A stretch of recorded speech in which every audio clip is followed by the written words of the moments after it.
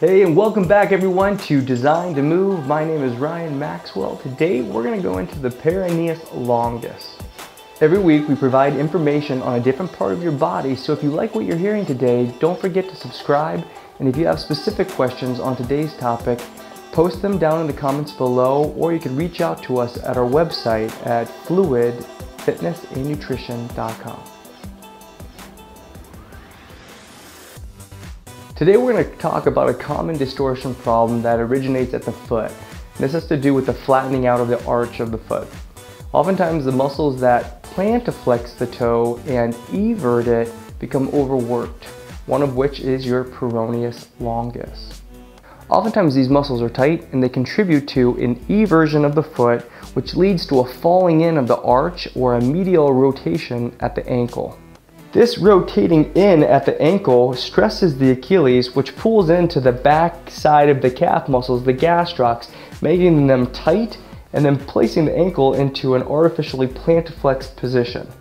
Because of the restrictive influence of the muscles on the posterior or back side of the calf, this keeps the body from creating a sufficient bend at the ankle to absorb the mass of your body as you take a step forward, altering your entire gait cycle, and this can lead to injury cycles over time, not only at the ankle, but at the knee, hips, back, and neck.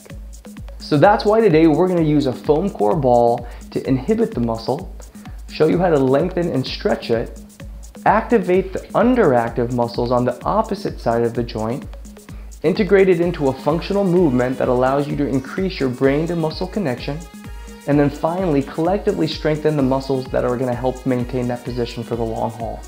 Flat feet is an issue that impacts a lot of us. So if you want more information on the topic or a more detailed explanation of what's going on down at the ankle, make sure to read our blog on the issue in the description down below. Let's go ahead and get started. So first we're going to want to knock that muscle out by using self-myofascial release or applied pressure using a foam core ball. To identify it, what you're going to want to do is point your toe down and then rotate it out. When you do that, you'll notice that the muscle fires. The muscle runs down the length of the fibula, along the side of the ankle, and then underneath the foot. So now that we've identified the muscle, we're going to place the ball right underneath of it, bracing the weight of the leg onto the ball. So let's get down onto the ground. And you're going to bend the knee and place the leg right on top of that foam core ball. Make note not to isolate the front of the shin. That's actually something that we're going to activate later called the Anterior Tibialis. So once we've identified the muscle, you can put some pressure down using your palm and then compress the muscle down when you feel the first trigger point. Once you've held the trigger point for 30 seconds or until you feel the initial release in the muscle, you're going to begin to pull the foot up to the shin, dorsiflexing it, and then rotate it into the middle of the body. With little oscillations, this is going to floss the muscle by pulling it through the tension applied from the ball. After you've gone through about 10 to 15 repetitions of those rotations, apply more pressure back onto the trigger point and hold it there for about another minute or so. Make sure to apply the technique to both sides of the body before you move on to the next element. That's going to be stretch. Let's get started. So to increase the length of the muscle, we're going to do the exact opposite of what the muscle does in its contracted state.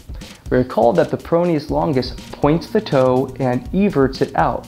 So we're going to do the opposite action of that by pulling the toe in and rotating it to the center.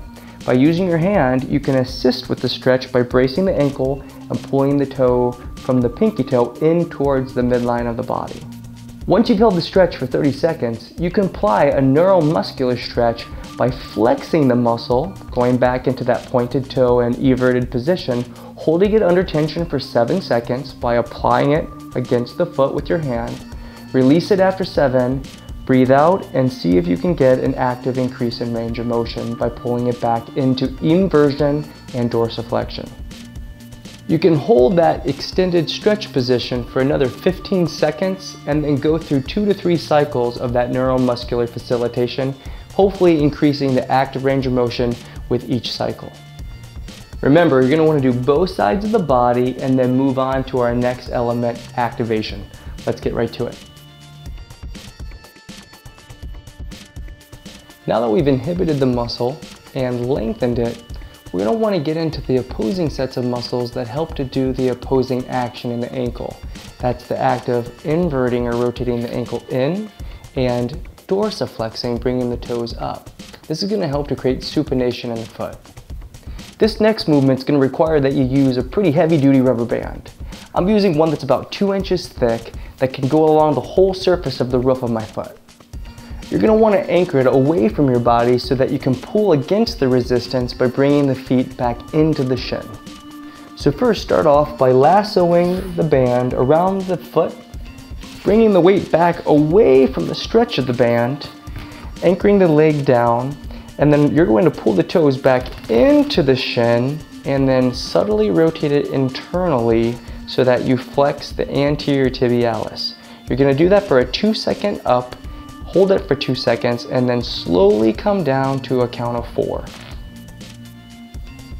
As you bring the toes up to the shin, a quick tip to help you release the Peroneus Longus is to flex your toes down to inhibit them and then rotate it to center. Once you've done that, flex your quad to replicate the act of heel strike as you walk, and then push your heel down to flex the glute. After you're done, release the tension and let the foot glide back to its beginning position in an everted and plantarflexed position. The anterior tibialis should be a very strong muscle. You use this to help decelerate plantarflexion every time you take a step. So if you can think about running or jogging or sprinting, these muscles are under a tremendous amount of load and they need to be strong. So we really want to get after this exercise and get them stronger. So you're going to want to make sure to complete 15 to 20 repetitions on both sides of the body, making sure to keep the tempo. 2 counts up, holding it for 2 seconds, and then slowly letting the muscle come back, resisting tension eccentrically. Once you've completed 2 sets on both sides, we'll move into the next integration exercise. Okay, so we've inhibited the Peroneus Longus, we've lengthened it, we've activated the muscles that pull the foot internally. The next element is to upregulate this into our nervous system. We're going to do this by implementing a balance position. Essentially, we want to ask all the muscles that we've just conditioned to fire in sequence in the right order by challenging our threshold for balance. Centering the weight in your heel, you're going to start to sit your weight back behind you by bending through the hips and start to shift your weight to the side of the body that you're going to be braced on. While you're holding this braced position, make sure not to let the foot fall into a flattened position by pushing your big toe down into the ground.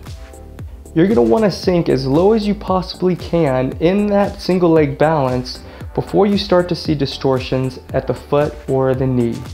That would customarily look like the foot flattening out with the toes rotating outward, or the knee rotating to center, called valgus collapse. Try to hold the position as long as you can or until your form starts to break down. The goal here is to set up the right motor profile in the body without relying on muscles that actually create the misalignment or distortion in the first place. You're going to want to complete this balance position twice on both legs. Know that you may not make it to all 2 minutes, and if you can't, that's okay. Give yourself about 45 seconds to a minute in between each set and then move on. Let's get right into our strength position. Okay, so we've inhibited the Peroneus Longus, we've lengthened it, we activated the anterior and posterior tibialis, we've also integrated this into a balance position. Now we're going to strengthen the muscles that are contributing to the inversion and dorsiflexion. To do this, you're going to need a hand weight, a bench, and maybe even a foam roller to prop your legs up a little bit higher. So to get in position, I'm going to place this foam roller under my legs so that it props my legs up just a little bit higher and my butt centered right on the bench. I'm going to lean down, grab my hand weight, and place it between my big toes so that the weight is pulling my feet down towards the ground into that plantarflexed position. I'm going to push my toes into the center, inverting it at the ankle, and then slowly draw my legs or my feet up towards my shin. You can clearly see that I'm using my anterior tibialis, the inverters, and dorsiflexors of my ankle. I'm going to come up to a count of 2 and then a slow 2 count down. As I do this, it's going to flex the muscles that invert and dorsiflex, and then slowly release and stretch them. As you go through each repetition, try to coordinate both sides of your feet so that they come up equally and they descend equally. The act of dorsiflexing, or bringing the toes into the shin along with flexing the quad, actually replicates the muscle firing pattern that you would see in gait during heel strike. The engagement of these muscles in this manner will help to upregulate your nervous system to become more functional in everyday activities like walking or jogging. You'll want to complete 10 to 15 repetitions 2 times and give yourself about a minute in between to recover.